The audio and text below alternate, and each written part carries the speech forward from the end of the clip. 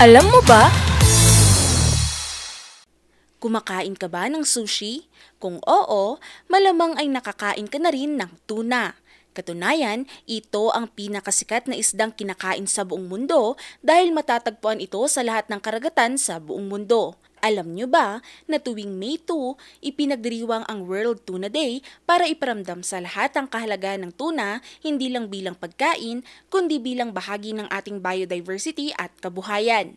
Ang tuna ay isa sa pinakamahalagang isda sa buong mundo mula sa pamilihan hanggang sa ating hapagkainan. Kahit nga sa dilata, hindi ito mawawala. Pero, paano nga ba nagsimula ang selebrasyong ito? Ang United Nations ang nagpasimula ng World Tuna Day noong 2016 para itaas ang kamalayan sa kahalagahan ng tuna at ang pangangailangang maprotektahan ang kanilang populasyon mula sa overfishing.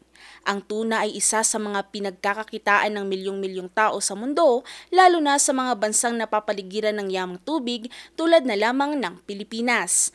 Katunayan, ang General Santos City o Gensan ang tinaguriang tuna capital of the Philippines mula pa noong 1980s. May mga pag-aaral na isinagawa ang mga eksperto mula sa Food and Agriculture Organization at iba pang mga grupo para mas maintindihan kung paano mapapanatiling balanse ang pangingisda sa mga species ng tuna tulad ng yellowfin, bluefin at albacore. Kaya ngayong World Tuna Day, hindi lang basta pagkain ang pinag-uusapan.